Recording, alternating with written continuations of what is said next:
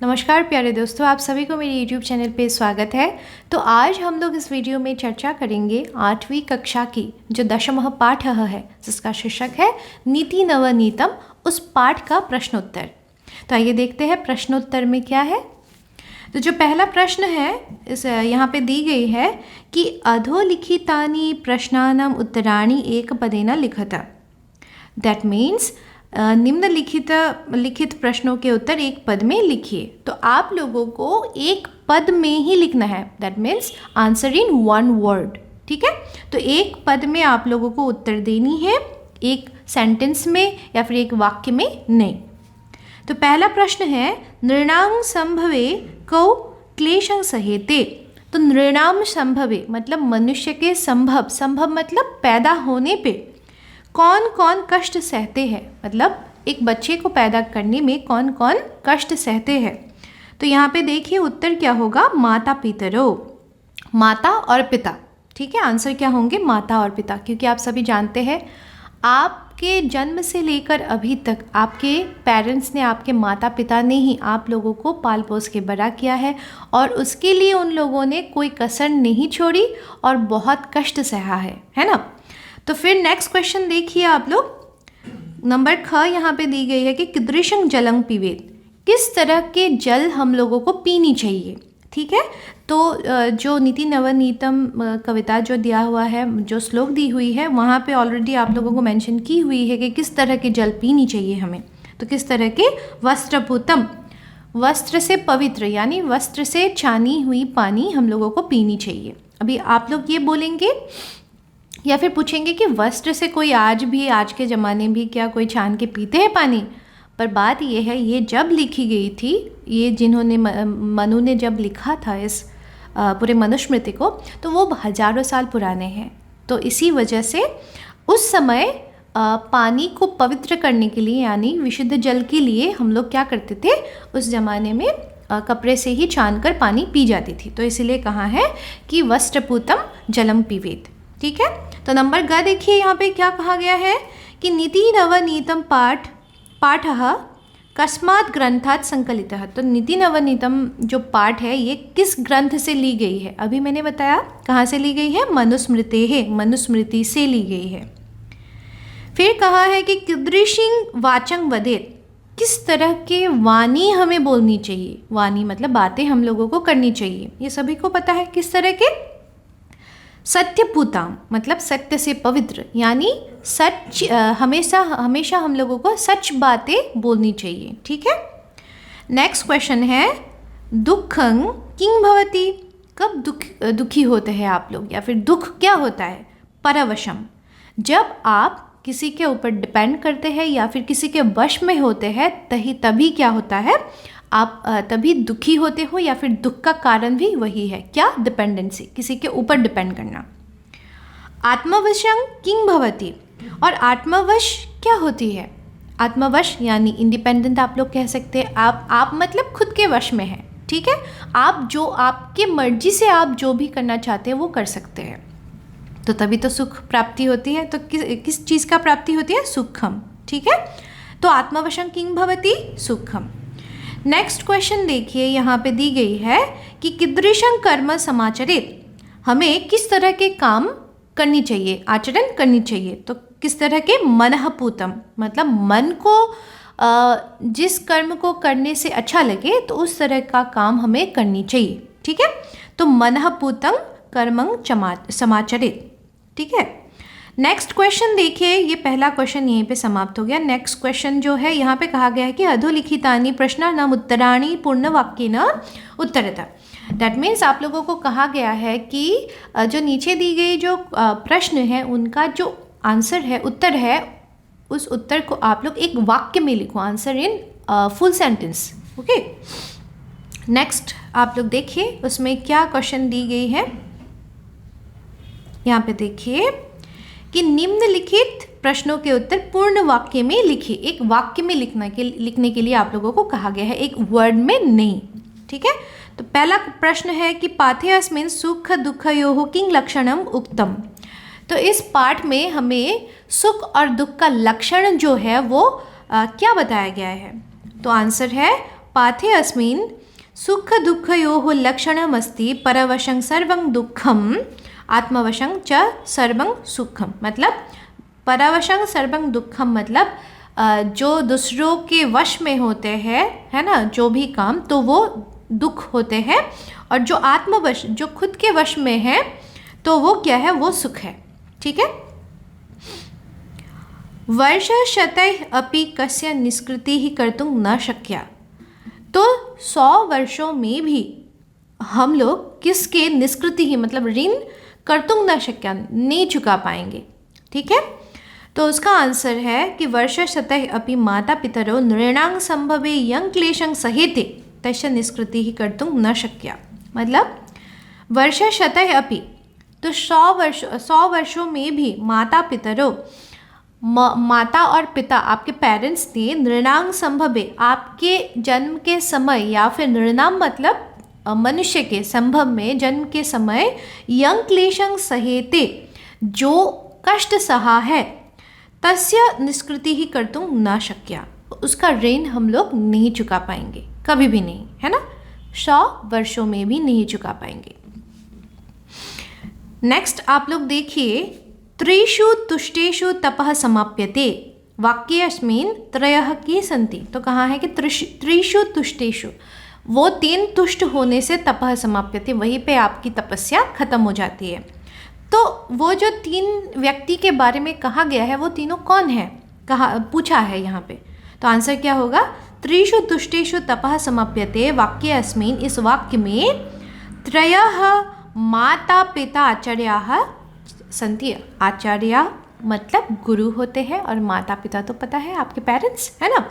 तो इस वाक्य में त्रय, वो 3 व्यक्ति कौन कौन है, माता पिता और गुरुजन, है ना। गुरुजन में आपके जो टीचर्स है वो हो सकते हैं, या फिर ऐसे भी हो सकते हैं आपको कोई फॉर्मली आपको शिक्षा ना देती हो, पर फिर भी आपको आपके जीवन में कभी भी आपको ज़रूरत पड़े तो आपको वो सहायता करे, तो वो भी आपके गुरु ही हुए, है ना। तो उनके बारे में भी कह सकते हैं आप। फिर आप लोग देखिए कि अस्माभिः कीदृशं कर्म कर्तव्यम, तो हम लोगों द्वारा किस तरह के काम करनी चाहिए। तो यहाँ पे देखिए, हम लोगों द्वारा किस तरह के काम करनी चाहिए कि यत् कर्मं कुर्वतः अस्य नहीं, ये वर्ड आप लोग हटा दीजिएगा, आत्मनः परितोषः स्यात् तत् कर्मं अस्माभिः कर्तव्यम।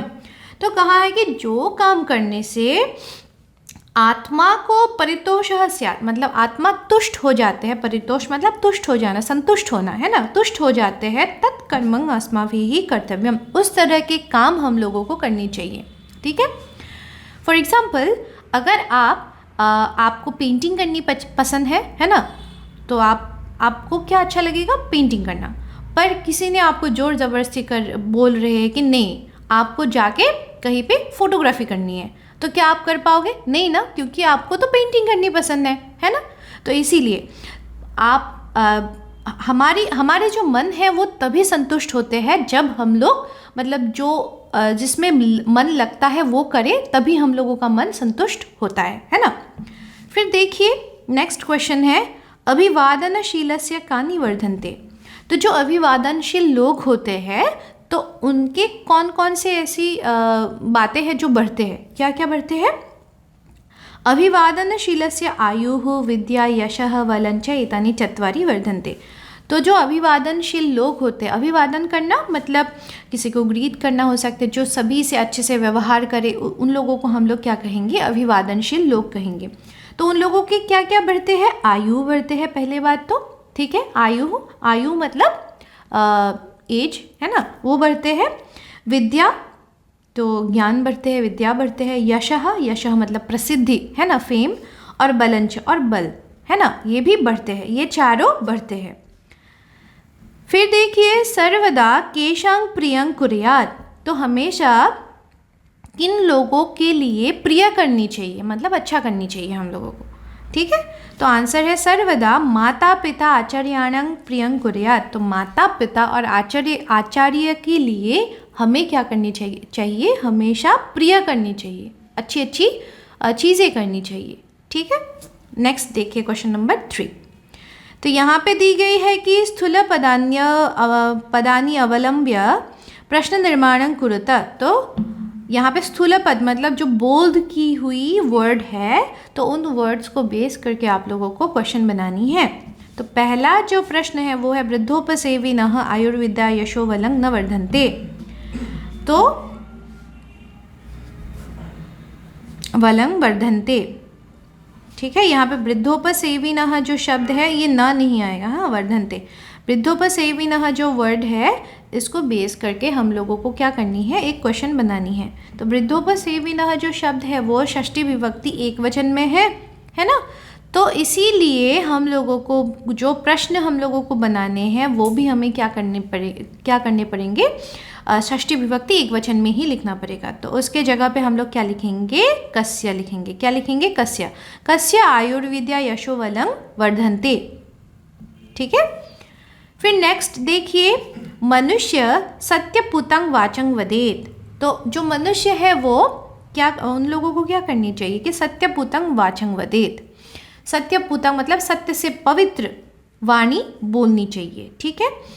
तो यहाँ पे जो सत्यपुतं जो शब्द है उस शब्द को बेस करके हम लोगों को क्वेश्चन बनानी है। अगर आप लोग हिंदी में बोलेंगे तो आप लोग क्या बोलोगे कि मनुष्य को किस तरह के बातें बोलनी चाहिए, है ना। तो ये जो किस तरह के बातें हैं, किस तरह के, है ना, उसका संस्कृत क्या है, कीदृशी, ठीक है। तो यहाँ पे द्वितीय विभक्ति का प्रयोग किया गया है, तो हम लोग यहाँ पे भी द्वितीय विभक्ति का प्रयोग करेंगे और क्या लिखेंगे, कीदृशीं वाचं वदेत्, ठीक है। फिर नेक्स्ट है ग नंबर, यहाँ पे दिया गया है कि त्रिषु तुष्टेषु सर्वं तपः समाप्यते। यहाँ पे तपः शब्द को बोध की गई हुई है। तो तपः शब्द को बेस करके हम लोगों को क्या करने हैं, एक प्रश्न निर्माण करने हैं। तो हम लोग क्या बनाएंगे कि त्रिषु तुष्टेषु सर्वं किम समाप्यते। तो क्या समाप्ति होती है, जब वो तीनों संतुष्ट हो जाते हैं तो क्या समाप्ति होती है, किस चीज़ का समाप्ति होती है ना। तो किसका, तपः। फिर देखिए घ नंबर, माता पितरौ नृणां संभवे भाषाया क्लेशं सहेते। तो माता पितरौ नृणां संभवे क्लेशं सहेते। तो यहाँ पे माता पितरौ जो शब्द है यहाँ पे ये बोल्ड की गई हुई है और हम लोग क्या करेंगे, इसको बेस करके क्वेश्चन बनाएंगे। तो माता पितरौ, तो आंसर क्या हो जाएगा, कौ। ये द्विवचन में है ना, कह कौ के। तो यहाँ पे देखिए, तो इसीलिए हम लोगों ने क्या लगा दिया, यहाँ पे कौ लिख दिया। तो कौ नृणां संभवे क्लेशं सहेते, ठीक है। तो फिर देखिए, तयोः नित्यं प्रियं कुर्यात्। तो उनके लिए हमेशा क्या कीजिए, प्रियं कुर्यात्, है ना, प्रिय कीजिए, अच्छी अच्छी बातें कीजिए उन लोगों के लिए। तो यहाँ पे देखिए, तयोः शब्द में हम लोगों को क्वेश्चन बनानी है। इस शब्द के जगह पे हमें एक प्रश्न निर्माण करनी है। तो हम लोग क्या लिखेंगे, तयोः, और ये द्विवचन में है तो इसीलिए हम लोग लिखेंगे कयोः। कयोः नित्यं प्रियं कुर्यात्, ठीक है। तो नेक्स्ट क्वेश्चन देखिए, आशा करती हूँ ये जो प्रश्न निर्माण वाले चीज़ें हैं ये आप लोगों को समझ में आ गई होगी। नेक्स्ट क्वेश्चन देखिए, यहाँ पे दी गई है कि संस्कृत भाषायां वाक्य प्रयोगं कुरुत। तो संस्कृत भाषा में आप लोगों को वाक्य बनाने के लिए दी गई है। तो यहाँ पे कुछ शब्द है। पहला शब्द है विद्या। तो विद्या में आप लोग, मैंने क्या लिखा है यहाँ पे, आप लोग अलग भी लिख सकते हैं, पर मैंने लिखा है कि विद्या विहीनः पशुभिः समानः। तो जिनके पास विद्या नहीं होते हैं, जो ज्ञान अर्जित नहीं करते हैं, तो वो पशुभिः समानः, तो वो पशु की भांति होती है, पशु के समान होते हैं, ठीक है। नेक्स्ट है एक वर्ड तपः। तो मैंने लिखा है कि एकः ऋषिः ग्रामं निकषा तपः करोति।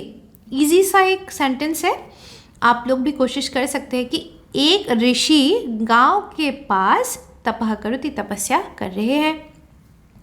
समाचरेत शब्द की आचरण, कैसा आचरण करना चाहिए, ये मनः पूतं समाचरेत। मैंने लिखा कि मन को जैसा अच्छा लगे तो उस तरह का आचरण हमें करनी चाहिए। परितोषः, शुद्ध आचरणेन परितोषः भवति। तो शुद्ध आचरण से मतलब अच्छी आचरण से परितोषः भवति, मन तृप्त होता है या फिर संतुष्टि मिलती है, ठीक है। नित्यम अहं नित्यं संस्कृतं पठामि, तो मैं नित्य मतलब रोज संस्कृत पढ़ती हूँ। ठीक है। नेक्स्ट देखिए क्वेश्चन नंबर 5, यहाँ पे है शुद्ध वाक्यानां समक्षं आम, मतलब सही वाक्य के समक्ष आप लोगों को क्या करनी है, आम लिखना है। और अशुद्ध वाक्यानां समक्षं च नैव इति लिखत, और जो अशुद्ध वाक्य है तो उनके सामने आप लोगों को नैव लिखनी है। ठीक है। नैव मतलब नहीं, निगेटिव। अभिवादनशीलस्य किमपि न वर्धते, अभिवादनशील जो लोग हैं, मतलब जो दूसरों के लिए अच्छी अच्छी बातें बोलते हैं, जो अच्छे लोग होते हैं, उन लोगों के किमपि न वर्धते, कोई भी चीज़ नहीं बढ़ते। पर हम लोगों ने तो पढ़ा था कि 4 चीज़ें बढ़ते हैं, आयु, विद्या, यश और बल, है ना। तो दैट मीन्स ये गलत है, तो हम लोग क्या लिखेंगे, नैव। फिर नेक्स्ट देखिए, नेक्स्ट प्रश्न है यहाँ पे कि माता पितरौ नृणां संभवे कष्टं सहेते, माता पिता मतलब आपके पेरेंट्स मनुष्य के संभव में, मतलब आपके जन्म के समय कष्ट सहन की है ना, या फिर करते हैं, तो ये तो सही बात है, तो हम लोगों ने लिख दिया आम। आत्मवशं तो सर्वमेव दुःखमस्ति, आत्मवशं मतलब जब आपके वश में सब कुछ होते हैं तो आप दुखी हो जाते हो, या फिर सब कुछ चीज़ें दुखीमय हो जाते हैं, ऐसा होता है क्या, नहीं ना। तो हम लोग लिखेंगे नैव। येन पितरौ आचार्यः च संतुष्टः तस्य सर्वं तपः समाप्यते, तो कहाँ है, जिनके माता पिता और आचार्य च संतुष्टाः मतलब संतुष्ट हो गए हैं, तस्य सर्वं तपः समाप्यते, उनका सभी जो तपस्या है वो समाप्ति होती है वहीं पे, है ना। ये सच बात है, हम लोगों ने पढ़ा है। तो हम लोगों ने क्या लिखा, आम। मनुष्यः सदैव मनः पूतं समाचरेत्, मतलब मनुष्य को हमेशा क्या करनी चाहिए कि सदैव हमेशा मनः पूतं समाचरेत्, मन को जो अच्छा लगे उस तरह का आचरण करनी चाहिए, तो ये सही है, तो आम लिख दिया। मनुष्यः सदैव कर्मं कुर्यात्, तदेव कर्मं कुर्यात् येन अंतरात्मा तुष्यते, तो उस तरह के काम करनी चाहिए जिनसे क्या होते हैं, आत्मा तुष्ट हो जाते हैं, है ना। तो ये सही है, तो इसलिए हम लोगों ने लिखा आम। ठीक है। नेक्स्ट क्वेश्चन है क्वेश्चन नंबर 6, समुचित पदेन रिक्त स्थानानि पूरयत, तो समुचित पदों से रिक्त स्थानों की पूर्ति कीजिए। रिक्त स्थान मतलब ब्लैंक्स जो है उसको भरनी है, रिक्त मतलब ब्लैंक्स, है ना, खाली जगह, उसको हमें क्या करनी है, भरती है। पूर्ति करना मतलब भरना, है ना, तो भरना है हमें।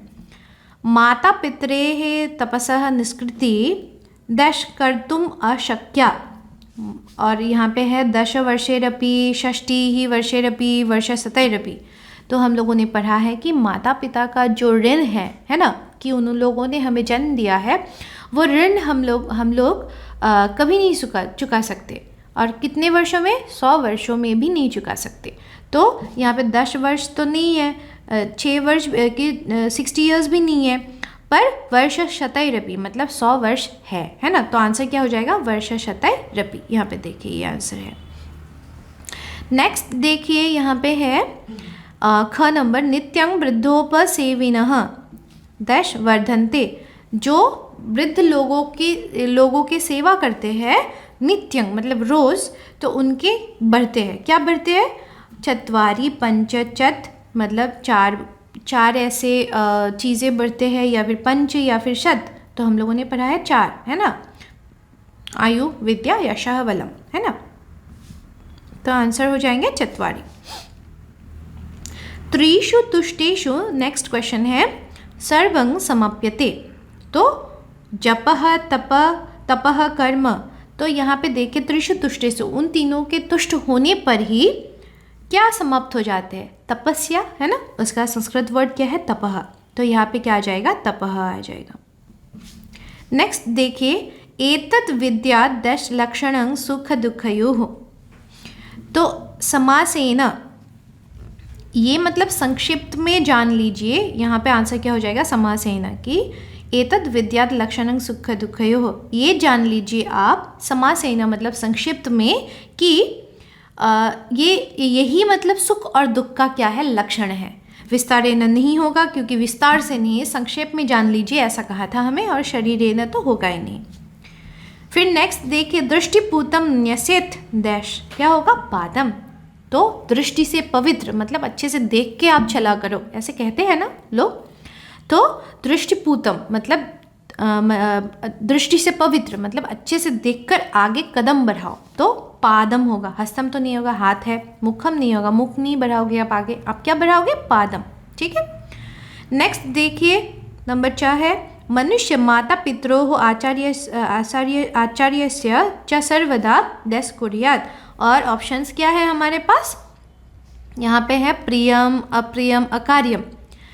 तो अप्रियम और अकार्यम तो कभी नहीं होंगे, तो क्या होंगे? आंसर प्रियम। तो माता पिता और आचार्य के लिए हमें हमेशा क्या करनी चाहिए? अच्छी अच्छी चीज़ें करनी चाहिए, प्रिय चीज़ें करनी चाहिए, है ना। तो नेक्स्ट क्वेश्चन जो क्वेश्चन नंबर 7 है, ये देखिए, मंजूषातः चित्वा उचित अव्ययेन वाक्यपूर्ति कुरुत। तो ये सारे जो आप लोगों को ऑप्शंस दिख रहे हैं, ये सारे क्या है? अव्यय है ना। अव्यय, इन अव्ययों को हमें यहाँ पे जो रिक्त स्थान दी गई है वहाँ पे हमें भरना है। ठीक है। तो पहला है तयोः डैश प्रियं कुर्यात्, उन दोनों के लिए क्या प्रिय कीजिए। तो हम लोगों ने देखा था वहाँ पे क्या है? नित्यं प्रियं कुर्यात् मतलब हमेशा प्रिय कीजिए। तो यहाँ पे क्या आ जाएगा? नित्यं। डैश कर्म करिष्यसि, नेक्स्ट क्वेश्चन है ख नंबर, डैश कर्मं करिष्यसि तादृशं फलं प्राप्स्यसि। तो हमें कहते हैं ना कि जैसी करनी वैसी बनिए, जैसा कर्म करोगे वैसा ही फल प्राप्त करोगे, वही है। तो जैसा है ना, तो क्या होगा? वो यादृशम। ठीक है। यहाँ पे क्या होगा? जिस तरह के कर्म करिष्यसि, आप जिस तरह के काम करोगे, तादृशं फलं प्राप्स्यसि, उसी तरह का फल आप प्राप्त करोगे। ठीक है। नेक्स्ट ग नंबर देखिए, वर्ष सतय डैश निष्कृति ही न कर्तुं शक्या। तो कहा गया है कि 100 वर्षों में भी है ना, तो इसलिए आ जाएगा अपि। 100 वर्षों में भी निष्कृति न कर्तुं शक्या, तो आप लोग उनका ऋण जो है वो चुका नहीं पाओगे। नेक्स्ट घ है, तेषु देश त्रिषु तुष्टेषु तपः समाप्यते। तेषु एवं त्रिषु तुष्टेषु, उन लोग, एक क्या आ जाएगा यहाँ पे? आंसर एवं। तो तेषु त्रिषु तुष्टेषु, तो उन लोगों के तीनों तुष्ट होने पर ही तपः समाप्यते, तपस्या जो है वो समाप्त हो जाते हैं। ठीक है। नेक्स्ट देखिए न है कि देश राजा तथा प्रजा। तो हम लोग कहते हैं ना, जिस तरह के राजा उसी तरह के प्रजा, तो आंसर क्या हो जाएगा?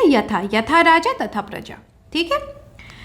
नेक्स्ट देखिए, यावत् सफलः न भवति, जब तक आप सफल नहीं होते हो। नेक्स्ट क्या बोलोगे? तब तक, है ना। तो यहाँ पे क्या आ जाएगा? तावत परिश्रमं कुरु, तब तक आप परिश्रम करते रहो। जब तक सफलता की प्राप्ति नहीं होती है तब तक आप क्या करोगे? परिश्रम करोगे। ठीक है, समझ में आया? तो आज का वीडियो मैं यहीं पे समाप्त करती हूँ। आशा करती हूँ आप सभी को ये जो वीडियो है अच्छी लगी होगी और समझ में भी आया होगा। और अगर अच्छी लगी है और समझ में भी आया है तो लाइक कर दीजिएगा, शेयर कर दीजिएगा और मेरे इस चैनल को सब्सक्राइब भी कर दीजिएगा। धन्यवाद।